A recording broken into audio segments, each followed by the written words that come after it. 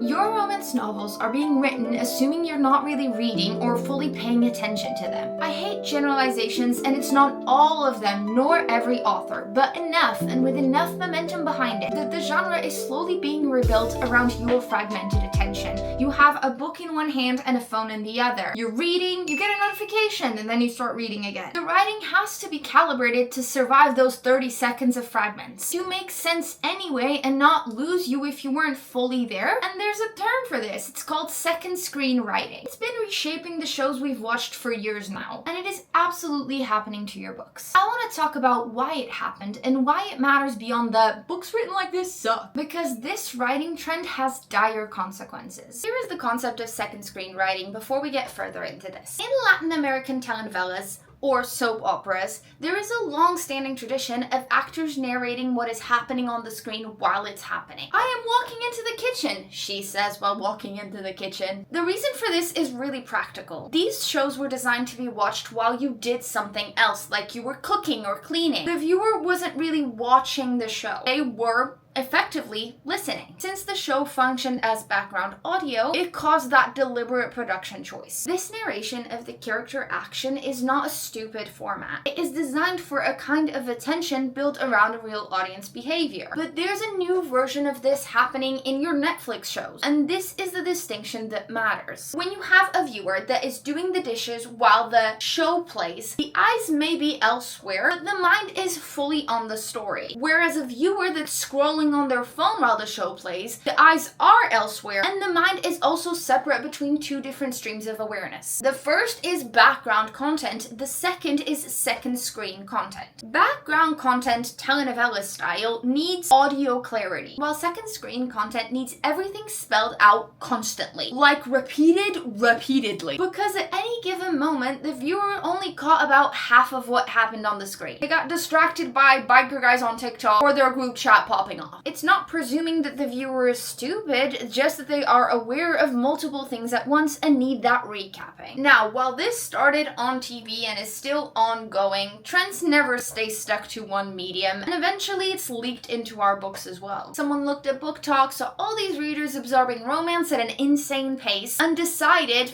they're probably scrolling while reading, right? So they started commissioning second screen content for books, which don't have audio. If you can't see how that translates onto the page, let me describe it for you, because as you can imagine, it is not good. Before I rage about that, I'm telling you all of this as a reader first. Before I was an author, a booktuber, somebody with so many opinions about the publishing industry that I could not keep my mouth shut. I was the kid reading under the covers, being guided by the light of the street lamps. I was the annoying teen who was leaving comments in all caps at 3 a.m. on Wattpad. Yes, I have cried over the death of fictional characters, sobbing my eyes out, and my mom was so concerned, and I was like, no, it's fine, they're not real. They felt real to me though. She didn't really understand it, but she let it slide. In short, those books made me the adult that I am today, and they did that because they trusted me. They put something in the prose and expected me to pick it up. And I did, because I was there, fully engrossed in it. Now, this is not a books were better in my day kind of argument. Look at current authors like Elsie Silver. She's a marshmallow romance writer through and through. If you know, you know. It's predictable in the absolute best possible way. You pick it up knowing exactly how it ends, and you devour every single second of it anyway. She is not writing Nobel Prize level fiction. It's comfort, the literary equivalent of a weighted blanket. And she is exceptional at it. More importantly, she can do that and never make you feel stupid. She never repeated the same line 4 times because she didn't trust me to have understood it the first 3. She never had her characters verbally announce the subtext because she assumed I couldn't pick it up. The writing is clear, the emotion is legible, but the reader is treated like a functional human who can follow a story. That is unfortunately not what I'm seeing a rise of right now. I didn't have a name for it until second screen writing, and now I do. So what does second screen writing actually look like in a romance novel? Sorry in advance to burst your bubble, because once you realize it, you start seeing it everywhere. So it looks like this.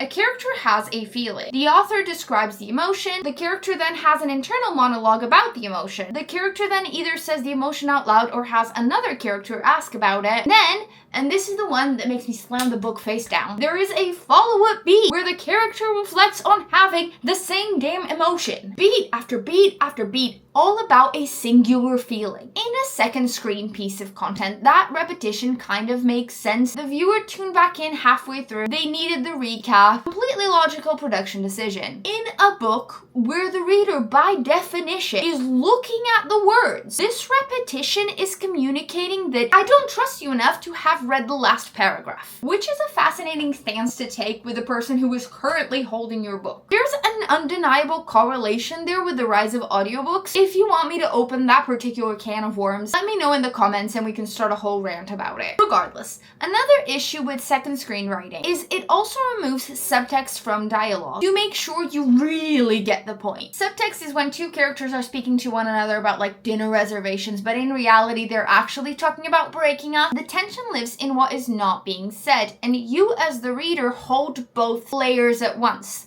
The implicit and the explicit. This is what makes a scene stick with you and make you want to reread it and revisit it to really catch all the nitty-gritty details. In second screen novels, the subtext is removed or replaced with, well, text. Everything gets spelled out. The characters say everything directly with full transparency because the reader's attention may have wandered while the subtext was being established. So there is no subtext, there is just text. While I understand the logic, I'm not even sure that the author making this decision is consciously doing it. Regardless, here is what it costs you and me. When you remove subtext, you remove the tension. When you repeat every emotional beat 4 times, you obliterate the pacing. The moment you start assuming that the reader wasn't following, you produce paragraphs that read like a summary of the scene you're already inside. That's annoying as hell, and not the genre I fell in love with. It's a genre somebody decided I was too distracted to understand. If this is the kind of thing you've been noticing and not quite sure how to articulate, subscribe. I'm here every Friday pulling this apart with the occasional mild rage rant. Here's why I can't let this be just me being a negative Nelly and brushing it aside. This goes beyond just book quality and has consequences that affect 3 people in particular. Consequence 1 is to you, the romance reader that already spends half their reading life defending what they love. You have been told for years that romance is a low quality or simple, that it doesn't require real literary engagement. And now the genre is producing books that, when read by somebody that already believes that, proves their point. Books that spell out every tiny thing and repeat themselves because they assume you aren't paying attention. They are treating themselves like the content is background noise. And people who already dismiss the romance genre entirely point at those books and say, see, I told you, these aren't proper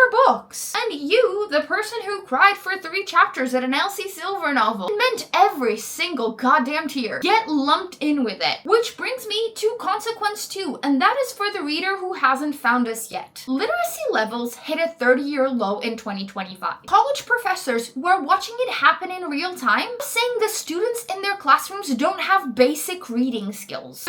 35% of Gen Z students say they actively dislike reading. And historically, romance has been kind of a gateway genre. The one that gets people into books even though they never self-identified as readers. I think it comes down to the ability to connect with people emotionally because we've all felt heartbreak or had a crush. So we can establish a common ground with a reluctant reader and keep them going. But what do you think happens when we start dumbing it down and calibrating the gateway genre to match the divided attention spans? New readers that are coming through BookTok are meeting a version of romance that confirms every assumption about it being simple. Sure, some of them will read it and enjoy it, but never push further in what the genre can actually do because they get used to basic reads and never develop the cognitive skill of looking beyond the page for the character motivations and that subtext. That is a literacy pipeline problem that makes the root cause worse. While consequence 3 is for the romance author who isn't doing this. The author's writing with subtext, with intentional pacing and real complexity. They are shelved next to second screen books. Same covers, same tropes, same labels, same publishers. And when readers, critics, literary culture as a whole looks at romance and says it's all the same, the authors who are doing the work are not being distinguished from the authors who aren't. I'm not naming anyone. I'm not here to shame individual authors. I genuinely believe most of this comes down to a systemic pressure from publishing timelines to algorithmic preferences for volume, the BookTok demand for content that clips well. Those pressures are real, and unfortunately they produce predictable outputs. But the cost of those outputs is being paid by the whole genre. I'm a reader first, but I'm also an author, and I've been really honest here about the struggles of writing my first novel, because I for sure felt the pressure too. The instinct to over-explain a calmer scene, or the constant fear that I lost the reader somewhere and I should probably add another line to make sure they got it. There is so much anxiety around leaving things unwritten and thinking, what if they just don't catch it? I feel it, but I also remember what it felt like to be a little girl under the covers being trusted by a story, to be surprised by a scene while internally screaming, oh my god, I knew that line back then meant something, because the groundwork was laid out, not telegraphed in advance. I love feeling something, discovering something, pulling it apart, instead of just being told, here, now feel this. That's what reading is. It's that discovery process. Romance doesn't have a quality problem. It's a confidence issue. Confidence that the reader is paying attention. Confidence that the intelligence of this readership, the women who text each other at 3 a.m. about fictional people, the people bawling their eyes out when a character dies, is more than sufficient to follow a story without being handheld through every scene. We have always been paying attention. Someone just decided we stopped. My new novel, Protect Caroline at All Costs, is releasing June 2026, or has released depending on when you're watching this. I promise I did not write it assuming you were reading, scrolling on Instagram with one hand and holding the Kindle with the other. The link is in the description. I'll see you next Friday.